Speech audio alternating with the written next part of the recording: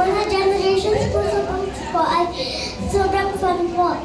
At yun po ang ano po, birthday po ni ng Lord. Ayan.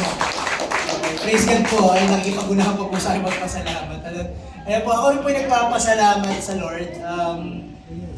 Nandito po ngayon, buong pamilya ko. Mga inay, tatay, ayos din po. Pati po yung mga magulang ko. Sa Laguna, nagpapasalamat ko po. And pinagpapasalamat ko rin po bago matapos po yung taon, share ko lang po.